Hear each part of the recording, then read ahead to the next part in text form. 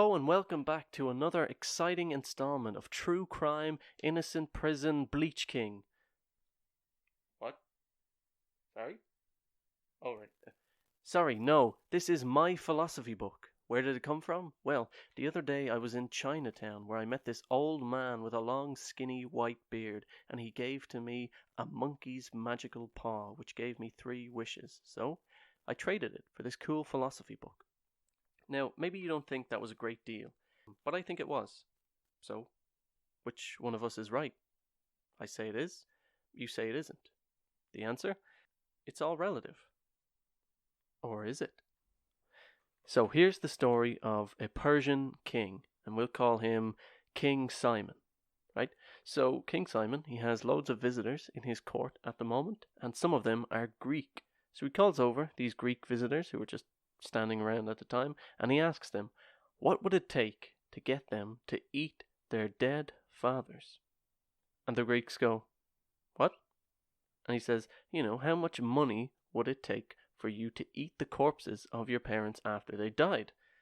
And the Greeks say nothing. There's no amount of money you could offer. There's no amount of riches in the world that you could possibly give us to persuade us to consider eating our dead parents. So King Simon says, fair enough. But, good Tubman, there is another group of visitors in King Simon's court from India, and in their custom, they do eat their parents after they're dead. That's their tradition. So King Simon goes over to them and asks, what would it take to get you to burn the corpses of your parents? Because burning corpses was the custom of the Greeks at the time. And the Indian visitors were so disgusted by the suggestion of this, they didn't even entertain it. They didn't respond. They just said, please, King Simon, just don't even talk about that. That's weird. Don't bring that up. That's horrible. They thought the idea of burning their dead was so disgusting they didn't even want to hear about it. So who was right and who was wrong in that situation, the Greeks or the Indians? Now, we may think that the idea of eating our loved ones is a bit taboo nowadays, depending on where you're listening, of course. But if you are a level-headed person, you might agree with Herodotus, who is the Greek historian who tells us this story. And he says that it may not be a case of who is right and who is wrong. The point of the story is that it demonstrates the differences between cultures and the differences between people. And there might not be one right way of doing things. And Herodotus quotes the poet Pindar, and he says, custom is the king of all. And that means that there is no right answer. In this case, each group has its own code of behaviors and traditions. Each is acting accordingly to those beliefs.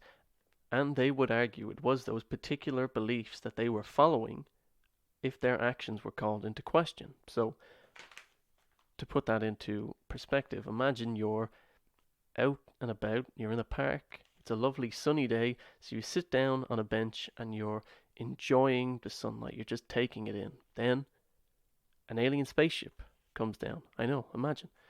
Comes down and they get off and they start tearing into you. They go, what the hell do you think you're doing?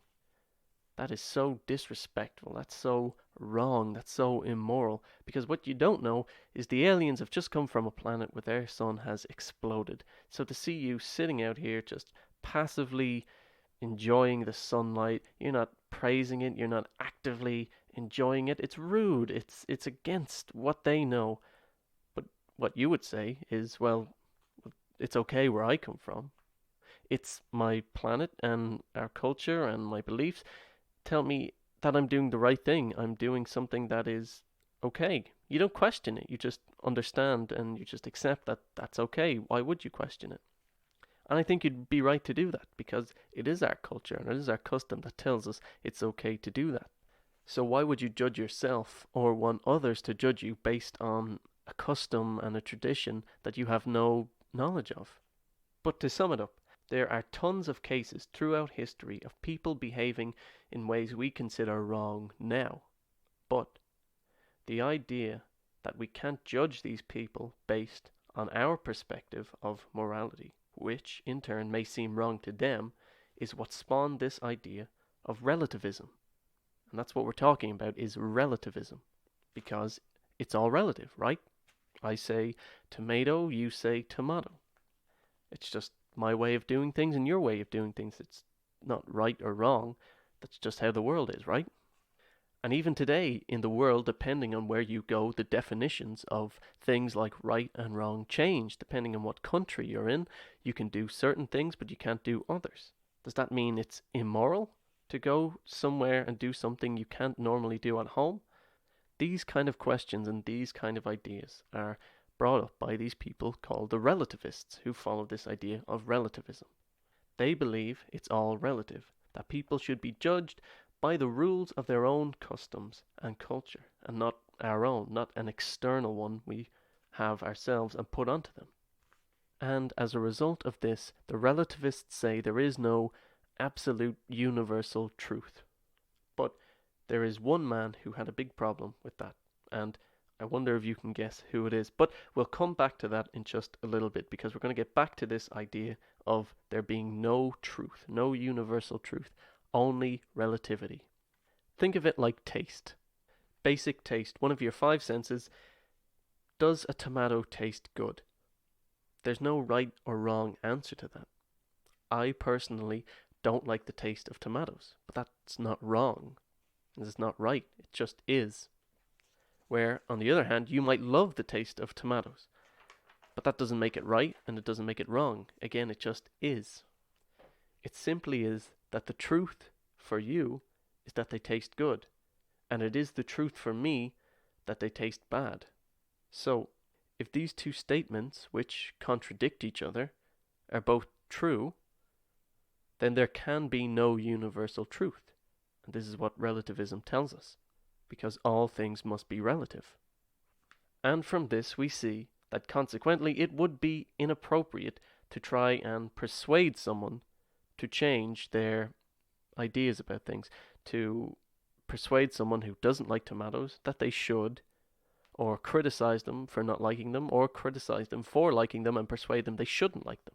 You wouldn't do it.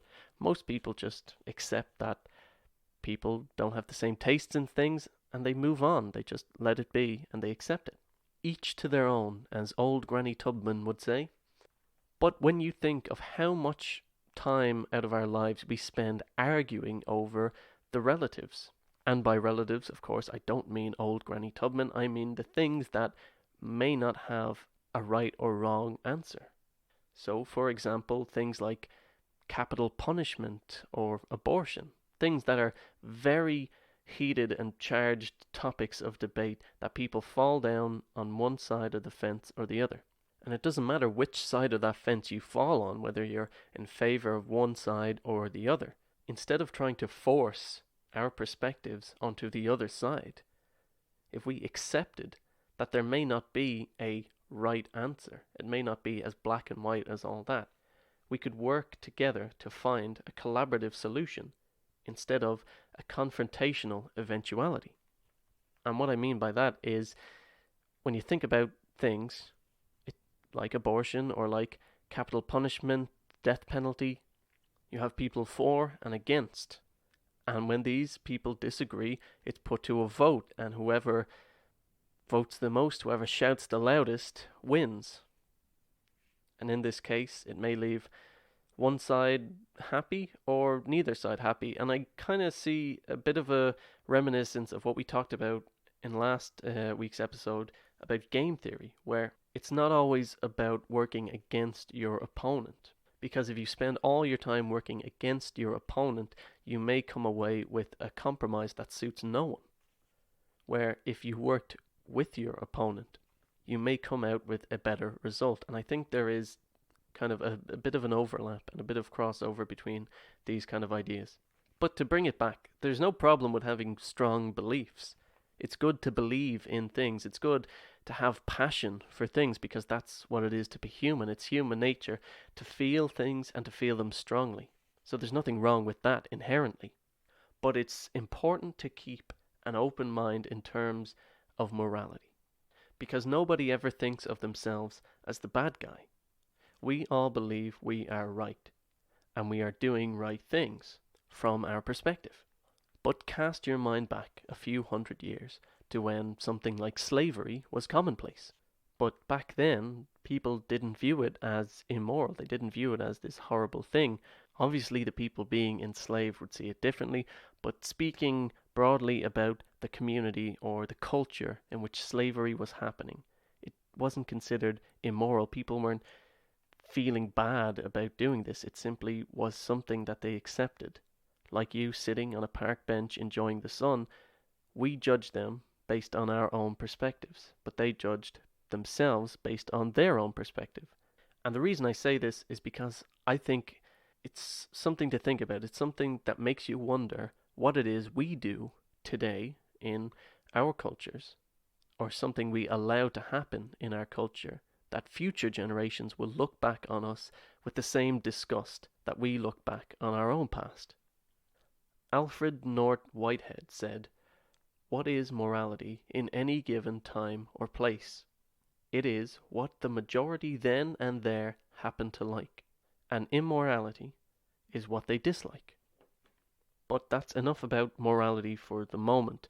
The point of this is that the relativists are arguing that there is no right or wrong in terms of anything. It's all relative. It all depends on the person, the time, the place, the culture, and any other factors you can think of.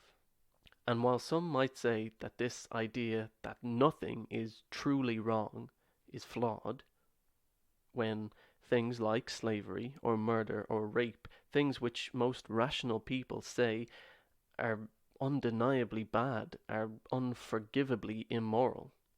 But relativists say that that is the point, that's the very idea, that the story of the king and his guests from earlier shows us that each side views each other in disgust, as if they're doing something horribly immoral and wrong, but from an outside perspective you can see they're different points of view.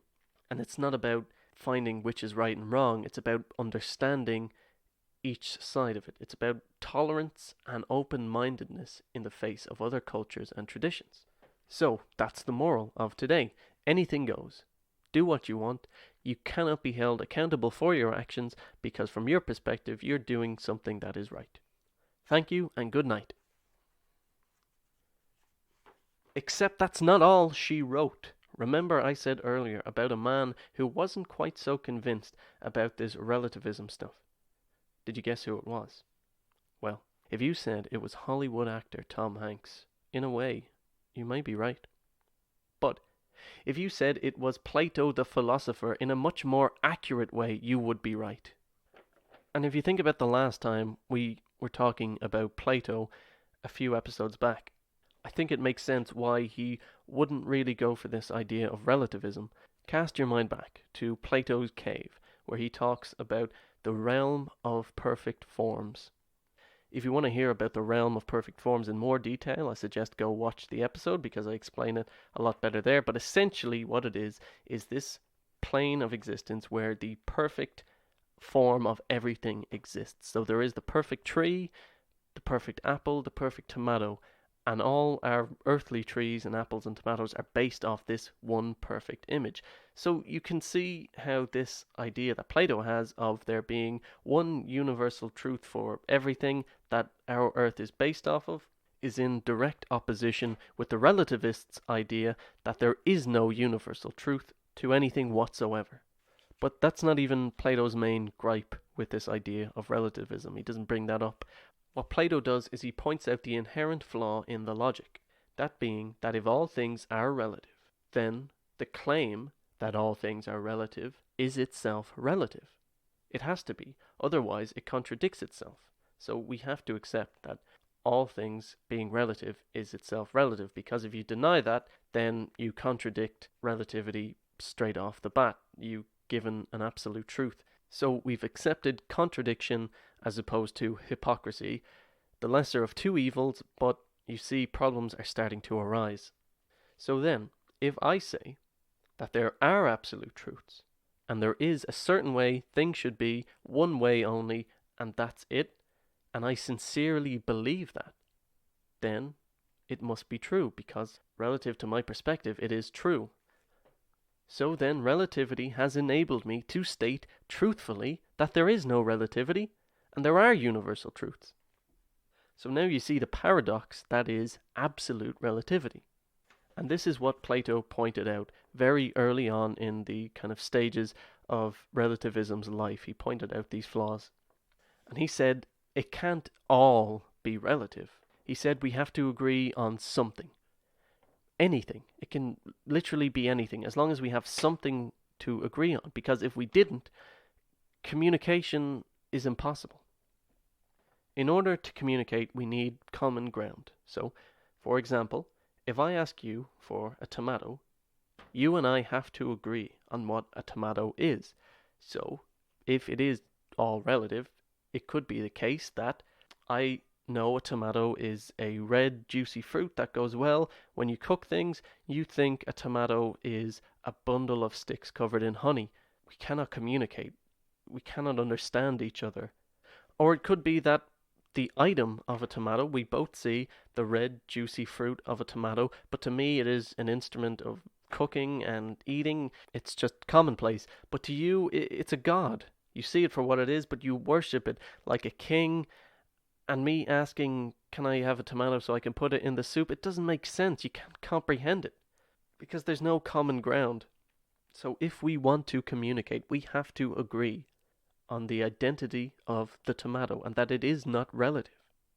But the taste of the tomato is relative. We can say whether we like the taste or don't like the taste, and that is relative. There is no right or wrong answer.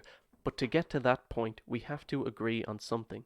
And that something is, what is a tomato in the first place? So there has to be common ground because it can't all be relative all the time. So what's the main lesson to take away from this? Don't devote yourself to absolute relativism. Although it can be useful, it's hypocritical and paradoxical in nature. It doesn't make sense to devote yourself entirely to it. But what can we take from it is that we acknowledge that the knowledge we have and that the view of the world that we have will always be from a certain point of view, from our perspective. Because there is no spot that we can go to. There's no tower we can climb high enough that we see the world as it really is. There's no place we can go to see the world from a God's eye view. We can't take a step back and see the perfect world as Plato describes it, the realm of perfect forms. We simply live in this ever-changing world. Morals change, beliefs change, cultures change. And we can't always know what is right and what is wrong, but we can acknowledge different sides of the coin. We can acknowledge other people's perspectives, and we can respect the ideas of others without accepting them as our own. And that's relativism in a nutshell. If you want to know more about Plato's cave, the realm of perfect forms, or game theory, make sure to check out some of the previous podcasts that I have up there, and I go into a bit more detail about those in them. And if you like what you heard, why don't you consider subscribing? That way you can keep up to date on all my latest uploads of podcasts, and I hope to have many more coming out soon. But anyway, thanks for listening. I'll see you again next time.